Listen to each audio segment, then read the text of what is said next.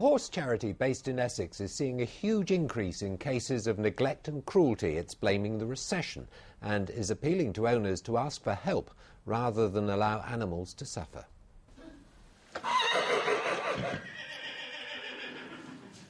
This horse sanctuary has been running for the best part of 30 years, but its founder says that in all that time she's never seen more cases of cruelty and suffering. Some animals are handed over by owners who can't cope, others are just abandoned in the open. We've got horses that are tethered, no hay, no water. We know how bitterly cold it is at the moment. They're just standing out 24 hours a day in it. They do everything they can. Most will be saved, but a few are just too frail to pull through.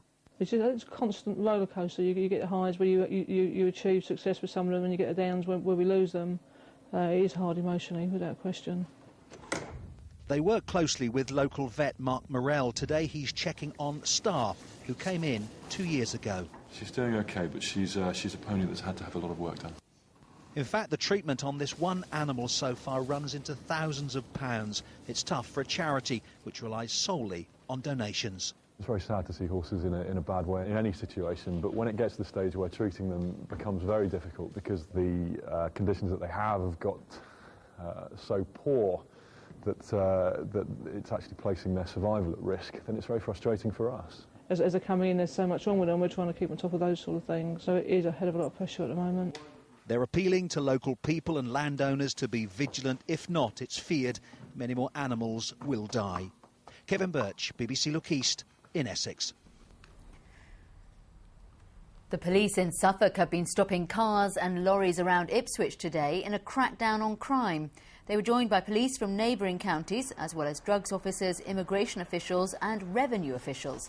This lorry was found to be running illegally on tax-free agricultural diesel. The so-called Climate Gate inquiry has opened. Thousands of emails from the University of East Anglia were hacked into last year. Some seem to suggest scientists were covering up or twisting data about global warming. Mark Worthington is at the University of East Anglia now. Stuart, well, it was in November last year that those emails sent to and from the Climatic Research Unit here were published on the internet.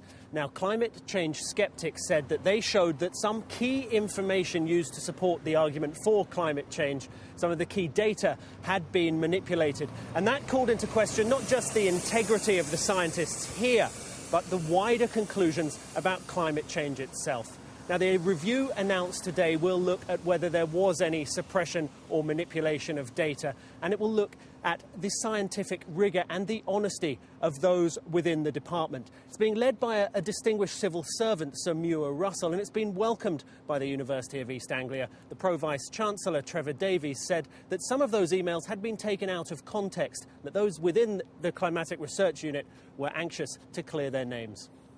We're looking forward to closing this down as much as we can. We have every confidence in the research outcomes and conclusions of the Climatic Research Unit.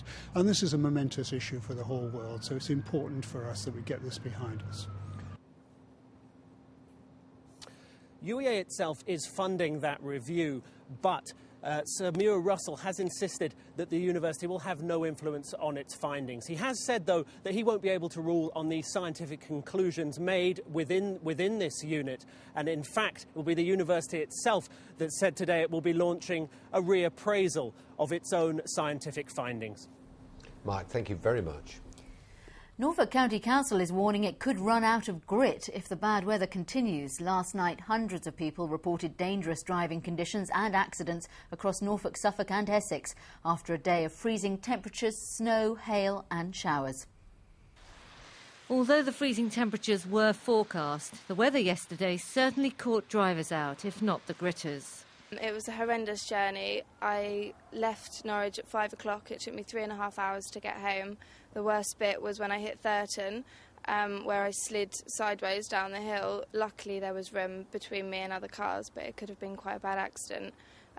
People were abandoning their cars and the conditions were awful. The roads had been gritted, but the weather seemed to be the wrong type. The road surface temperatures in the afternoon were hovering around zero, and the snow showers that came through and some of the sleet showers and hail as well and brought the temperatures down even lower, and that meant then that the effectiveness of whatever treatment that we had done was reduced. Essex Police took almost 100 calls about hazardous roads and collisions, whilst Suffolk also saw its fair share of gridlock. The concern now is more bad weather. Last month, the government asked councils to reduce the amount of road salt used by 50%. Norfolk, which has more supplies than other counties, says it's assessing the situation daily, but is seriously considering whether to reduce gritting by half to main roads only. Marianne Missendar, BBC Look East, Norfolk. A new GM trial to find the cause of potato blight will start in May. Scientists at the John Innes Centre in Norwich have identified 2 genes from wild potatoes which can help resist the disease. If the trial is successful, spraying potatoes with fungicide could be reduced by 80%. In the UK, potato farmers usually have to spray 10 to 15 times a year. So it's a very important disease to control, and if you can avoid the need for all these sprays and tractors going up and down emitting CO2, all that labour and effort, by putting in some resistance genes, then we think that'll be a good thing. Normal visiting has been reintroduced at the West Suffolk Hospital. The majority of wards at the hospital have now reopened after the outbreak of the winter vomiting virus. Only 3 wards, which still have patients with norovirus, are still closed to visitors. A village hardware store is closing, blaming competition from superstores. Young's of Loddon in Norfolk has been in business for more than 30 years, but it has a plan to stay in business, doing something rather different. Young's is known as the Aladdin's Cave of the village. You can find most things here if you look hard enough. But these days there isn't the money in screws or anything else. The shop makes a loss and its owners have decided to close it down at the end of next month. We can sell a screw or whatever, but the big boys will sell them in packs of however many, but obviously you aren't making no profit on it at all. You know, the time you sell the screw or 2 screws, what profit you've made, in the time, that's taken that all away. Young's has another string to its bow, a funerals business which will be expanded.